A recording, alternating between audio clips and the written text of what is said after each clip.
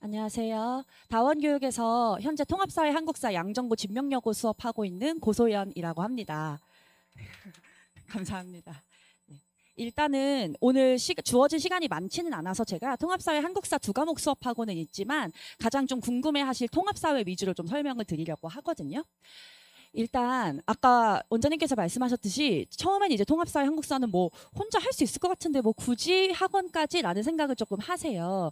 그런데 뭐 꼭 학원을 반드시 이거는 아니지만 다니면 좋은 이유에 대해서 일단 첫 번째 말씀을 드리면 이게 이제 현재 기준으로 봤을 때 대부분 이제 목동권 학원들의 그 과목별 단위거든요. 기준 단위. 이게 뭐냐면 지금 숫자가 나와 있잖아요. 1년 동안 한 학기 4시간씩 총 8시간 수업을 듣는다라고 하는 거예요. 그러니까 아이들이 국영수 통과는 일주일에 4번 수업을 듣고 있다. 이렇게 봐주시면 되는데 통합사회는 대부분이 6에서 8단위.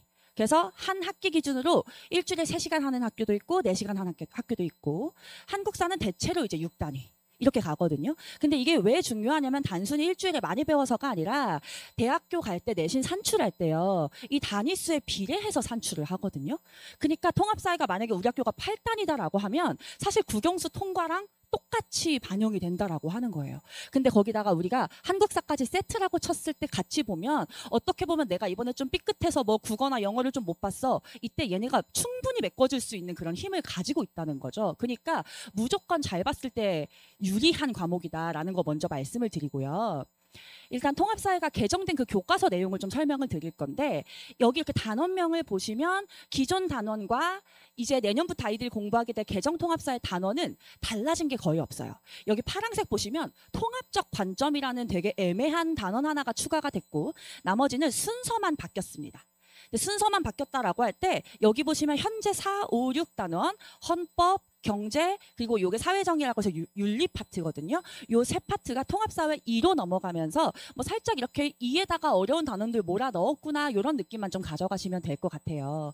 근데 아마 아이들이 지금 사회를 배우고 있는데 사회랑 그러면은 고등학교 가서 통합사회는 무슨 차이냐라고 하면 통합사회는 아이들이 이제 고2, 고3 때 선택 과목 있죠. 사회에서의 선택 과목인 윤리, 일반 사회라고 해서 사회문화, 정치와 법, 경제, 지리 이 5과목이 말 그대로 통합적으로 들어가 있는 과목인 거예요. 그래서 예를 들면 2단원의 자연환경과 인간이라고 하면 왠지 지리 과목일 것 같지만 이 안에는 우리가 자연환경을 어떻게 대해야 될까라고 하는 윤리 개념도 들어가 있고요. 이 관련해서 우리는 환경에 대해서 어떻게 보호하고자 하고 있는가 하는 법 관련된 내용도 같이 들어가 있어요. 그래서 한 단원 안에 여러 가지의 어떤 원과목 개념들이 통합적으로 말 그대로 들어가 있는 과목이라고 생각해 주시면 되겠고 여전히 통합사회는 아마도 그 기존 자체는 유지하고 있을 것이다. 한 단원 안에 여러 가지의 어떤 원과목 개념이 들어갈 것이다. 그런데 사실 이 과목을 그럼 가지고 아이들이 수능까지 가져간다라고 할 때 사실 지금 통합사회 개념이 그렇게 교과서 혹시 펼쳐보시면 어렵지 않거든요. 그래서 아이들이 내년부터 공부하게 될 통합사회 교과서가 아직 공개는 안 됐는데 그 교과서 공개됐을 때 내용 난이도는 그럼 달라질까? 더 어려워져야 수능 볼 수 있을 것 같은데 라는 좀 그런 걱정은 조금 있습니다. 한국사 같은 경우에도 단원 이렇게 배치만 조금 바뀌었고요. 1단원 전근대사가 2단원으로 늘어난 거, 4단원 현대사가 2단원으로 늘어난 거 말고 차이 없고 아마 한국사는 그냥 지금이랑 거의 비슷하게 유지가 될 것 같아요.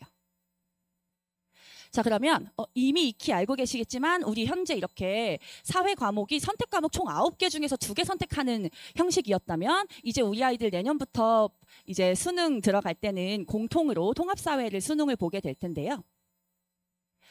예, 그러면 우리 아이들이 내년부터 내신을 공부할 때 통합사회라는 과목을 어떤 마음으로 좀 접하는 것이 좋겠느냐라고 하는 것을 말씀을 드리면요. 일단 아까 말씀드렸다시피 통합사회 교과서가 내용이 정말 쉬워요. 교과서만 보면 이게 중학교 교과서야 고등학교 교과서야 하는 생각이 들거든요. 그런데 왜 아이들이 그러면 통합사회를 어려워하는 친구들이 있느냐라고 하면 학교에서 통합사회 수업이요. 거의 한 60% 이상은 팀티칭으로 들어가요. 아까 말씀드린 것처럼 윤리, 지리에다가 이제 뭐 일반 사회 과목이 들어가니까 선생님 한 2분에서 3분 정도가 들어가시는 거거든요. 그래서 일주일에 하루는 윤리 전공 선생님이 윤리 파트를, 일주일에 하루는 지리 전공 선생님이 지리 파트를. 그러니까 애들이 통합사회 선생님이 한 2~3명씩 되니까 애들 이름도 잘 못 외우더라고요. 아, 그 쌤, A쌤, B쌤 이렇게만 생각을 해요. 근데 그렇게 되면 선생님들 자기 전공 내용을 최대한 많이 알려주고 싶고 또 어려운 내용까지 설명을 해야 변별력을 내신에서 둘 수가 있으니까 지리를 거의 세계지리 수준으로 가르치시고 윤리도 고등학교 수능에서 보는 윤리와 사상 수준으로 가르치시고 이런 식으로 계속 부교재랑 프린트가 나가는 거예요. 그러니까 아이들, 특히 우리 아들들은 교과서 보자마자 아, 이거 하루 만에 쌉 가능 이러고 그냥 덮거든요. 근데 야, 너 학교 프린트 봤어? 하고 보면 이게 웬 외계어야? 이러면서 막 전날에 부랴부랴 공부를 하고 그러면 이제 깔아주고 아, 그다음부터 열심히 해야지. 근데 이게 반복되고 이러다가 1학년이 가는 거거든요. 그래서 아, 생각보다 학교 선생님 프린트랑 부교재에서 아, 심화 개념까지 다루시는구나. 요거를 좀 알고 내년에 이제 아이들 고등학교 가면 학교 선생님 자료 준 거 있어? PPT 있어? 이거 반드시 먼저 확인을 해주셔야 됩니다. 그리고 아마 수능에서도요. 아까 말씀드렸다시피 교과서 자체의 난이도가 올라가지 않는다면 어떻게 변별력을 둘 것이냐. 아마 이런 식으로 선택과목 수준의 문제를 출제할 가능성이 있지 않을까. 그래서 사실상 세계지리, 무슨 뭐 윤리와 사상, 생활과 윤리, 사회문화, 정치와 법 이런 과목들의 어떤 내용들이 전부 다 반영이 될 가능성이 크다고 지금 보여집니다. 그리고 이제 우리 아이들 통합사회가 지금 고1 아이들까지는 그냥 뭐 고등학교 1학년 때 잠깐 하고 끝나는 과목이니까 우리 아들들이요, 어머니 저한테 선생님 저 통합사회 공부할 시간 없어서 저 진짜 너무 바빠요. 저 국영수하느라 너무 바쁘고요. 이러다가 파리공원에서 농구하다 걸린 적 진짜 많거든요. 농구할 시간 있고 축구할 시간 있고 축구 볼 시간 있는데 통합사회 한국사 공부할 시간은 없어요. 그러다가 3일 전에 저 이제 각성했습니다. 시작하면 이제 등급이 한 4, 5등급, 3, 4, 5등급 나오거든요. 근데 또 아이들 합리화를 시작하죠. 저 그래도 국영수는 잘했으니까 통사는 이 정도만 봐도 돼요. 우리 딸들은요. 열심히 하고 꼼꼼한데 체력이 부족하다 보니까 아무래도 진짜 이 마지막까지 쥐어짜서 딱 중간고사 잘 보고 나면 기말고사 할 힘이 없어지고 이런 게 계속 반복이거든요.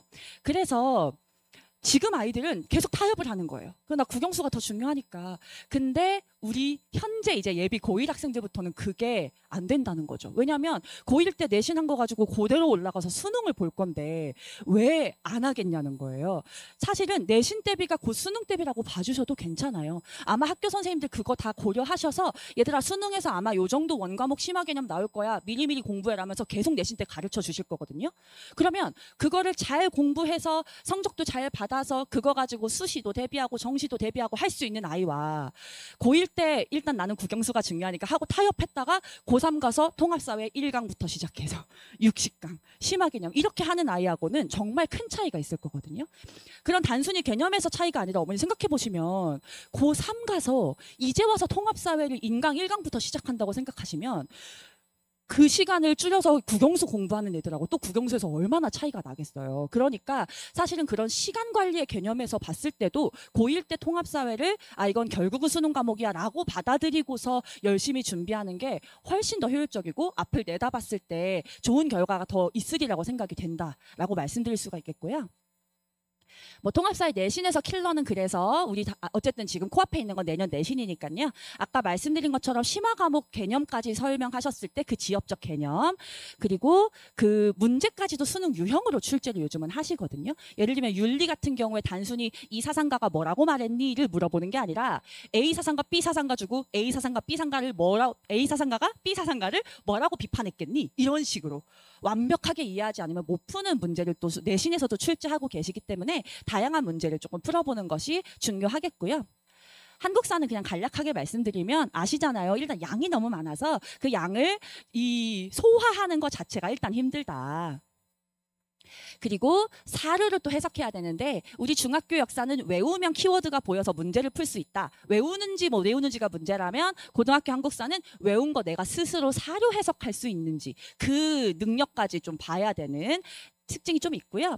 또 이제 순서나 연표. 중학교에서는 감히 낼 수 없었던 연도 외웠니 확인하는 문제를 고등학교에서 낼 수가 있기 때문에 그 부분까지 좀 신경을 써주셔야 하겠습니다. 뭐 제 수업에 대한 설명은 그냥 간략하게 읽어보실 수 있게 그냥 정리를 해놨고요. 예, 특히 저는 다른 사회 선생님들은 어떨지 모르겠지만 클리닉을 정말 중요하게 생각을 하거든요. 그냥 나는 설명했으니까 너가 외워, 이거 암기 과목이니까 외워와, 이거는 좀 무책임하다고 생각을 하고요. 클리닉 때 불러서 외웠는지 확인하고 못 외웠으면 제 앞에서 외우게끔 시키고, 외워온 아이는 문제풀이 적용할 수 있는지까지 확인을 하고 있습니다. 네. 그래서 여기 제 여름방학 특강 개강에 대한 안내인데요.